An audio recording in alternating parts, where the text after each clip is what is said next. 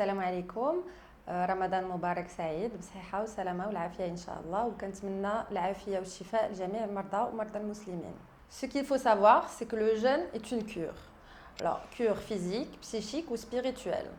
Comme a dit notre prophète sallallahu alayhi wa sallam, Somo tasihhu. On ne peut pas nier les bienfaits du jeûne. Ceci dit, il ne faut pas tomber dans les excès et les écarts de régime, mais aussi ne pas négliger la bonne observance thérapeutique. Pour simplifier les choses, schématiquement, nous allons diviser les maladies cardiaques en 3 catégories. La première catégorie, celle des maladies chroniques stables, type hypertension artérielle ou valvulopathie équilibrée sous traitement. Dans ce cas de figure, les malades doivent impérativement consulter leur médecin traitant avant le début du mois de Ramadan. S'ils se sentent capables de jeûner, ils peuvent tenter. Ceci dit, ils doivent essayer de répartir leurs médicaments entre la période avant le début du jeûne et après la rupture du jeûne. Donc, au moindre signe de fatigue, de malaise, sensation de vertige ou soif intense ou autre signe d'intolérance, ils ont l'autorisation de rompre leur jeûne, voire même sont dans l'obligation. Et je citerai un verset du Coran qui dit A'udhu billahi minash shaitanir rajim wa la tulqu bi anfusikum ila tahluka, ou un autre A'udhu billahi minash shaitanir rajim faman kana minkum maridan aw ala safarin fa'iddatun min ayyamin ukhar. Dans le cas des maladies chroniques instables, insuffisance cardiaque, insuffisance coronaire, valvulopathie décompensée, ou celui des pathologies cardiaques aiguës, type infarctus du myocarde, angor instable, péricardite aiguë, ces patients ne doivent pas jeûner.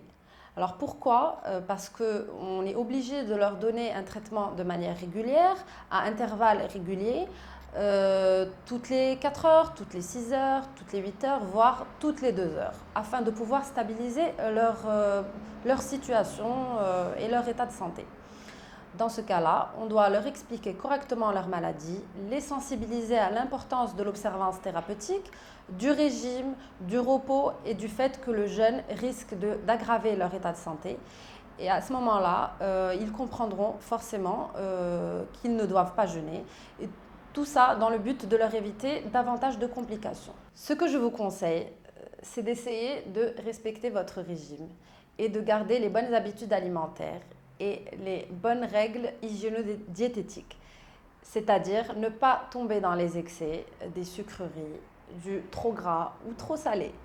C'est difficile de dire aux gens de ne pas manger des dattes, de ne pas prendre brewat de Ramadan ou la shbakia, les mini quiches ou mini pizzas. Ce qu'on va vous demander, c'est de ne pas en abuser. Il faut également avoir une activité physique régulière. Essayer de marcher au moins 30 minutes par jour ou à minima 3 fois par semaine. Ne pas trop se fatiguer ou s'épuiser. Et là encore, il y a des gens qui commencent leur sport pendant le mois de Ramadan, ce qui n'est pas vraiment conseillé. Ce que je peux vous conseiller aussi, c'est de ne pas tomber dans la sédentarité, passer la journée à dormir, car on envoie un mauvais message au cerveau qui est, si vous voulez, il se produit une inversion de l'horloge biologique et tout le métabolisme est chamboulé. Il se produit ainsi un surpoids.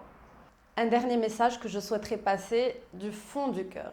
Je vous en supplie, pour les gens qui fument, il est impératif de saisir cette occasion du mois de Ramadan pour le sevrage. Je sais que ça ne sera pas facile, mais il faut saisir l'occasion. Arrêtez de fumer pour protéger vos artères et votre cœur.